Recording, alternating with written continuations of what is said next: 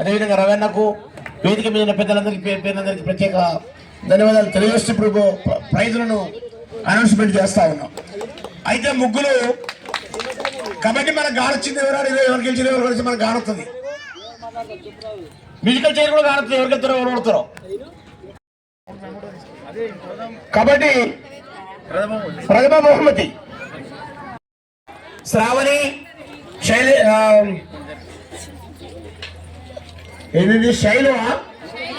శైలు సంధ్య Vanisri BT Srikanth.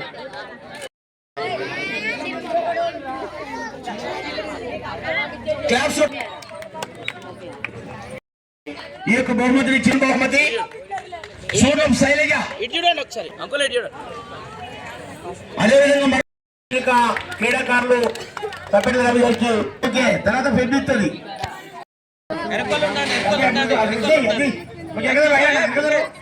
రావాలండి.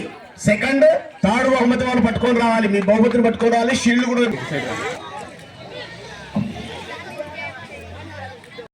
Badminton లో జాతీయ క్రీడాకారులు ఇట్లా అందరూ ఒక ప్రముఖులను పిలిచి పిల్లలకు ఒక ఇన్స్పిరేషన్ ఇవ్వాలనే ఉద్దేశంతో వీళ్ళను ఈ యొక్క ఆహ్వానించడం, వారిని ఇక్కడ పిలవడం జరిగింది. కాబట్టి మా ఆహ్వానం మేరకు వచ్చిన ఉపేంద్రన్నకు, రవణకు, రామకృష్ణకు, అదేవిధంగా అనుకుంటే మేము ఇక్కడ ఈ ప్రాంతంలో యువకులందరూ సమీకరించి డెమోక్రటిక్ యూత్ ఫెడరేషన్ ఆధ్వర్యంలో ప్రతి సంక్రాంతికి క్రీడోత్సవాలను నిర్వహించేందుకు ఆనవాయితీ మాకుంది. డివైఎఫ్ఐ నుంచి స్టేట్ పిలుపుగా, సెంట్రల్ పిలుపుగా ఉండేది. అందులో భాగంగానే ఇక్కడ kabaddi, ball badminton, shuttle, carroms, chess, ముగ్గుల పోటీలు, ఈ పోటీలు నిర్వహించేందుకు ఆనవాయితీగా అనేక సంవత్సరాలు, దాదాపు సుమారు ఒక 15 సంవత్సరాల పాటు నిర్వహించినట్టుగా చరిత్ర ఈ గుమ్మూరుకు ఉంది. మేము పార్టీ బాధ్యతల రీత్యా పైకి పోవడం వల్ల కొత్తగా వచ్చిన యువతరం మొత్తం కూడా క్రికెట్ లేదా ఇతర వాటికి పోవడం వల్ల ఈ క్రీడలు, గ్రామీణ క్రీడలు ఏతున్నాయో వీటిని కొంత అశ్రద్ధ చేసినప్పటికీ ఆనాటి నుంచి నేటి వరకు ప్రతి సంక్రాంతికి నా జీవిత భాగస్వామి ఉన్నట్టు సావిత్రమ్మ లేదా ఈ గుమ్మూరులో ఉన్నట్టు ప్రతి మహిళ, సిపిఎం పార్టీ కార్యకర్తలు కానీ, 5వ కార్యకర్తలు కానీ సంక్రాంతి క్రీడోత్సవాలను ఇక్కడ గుమ్మూరు, గుల్లకుంట, హనుమంతరావు నగరు, మన అది నూననారాయణ నగరు ఈ ప్రాంతాలలో మహిళలకు ముగ్గుల పోటీలను నిర్వహించి మహిళల్ని ఐక్యంగా చేసేందుకు ప్రయత్నంలో ప్రముఖమైన పాత్ర పోషించేది సావిత్రమ్మ. ఆమె మా నుంచి దూరం కావటం, వారి యొక్క జ్ఞాపకార్థంగా ఈ యొక్క సంక్రాంతి క్రీడల్ని నిర్వహించాలి అని అనుకున్నప్పుడు వెంటనే ఈ సిపిఎం పార్టీకి సంబంధించిన 3 శాఖలను సమావేశపరిచి ఏం చేద్దామని చెప్పండి అని చెప్పేసి అంటే నిర్వహిద్దాం అని చెప్పేసి అనడం.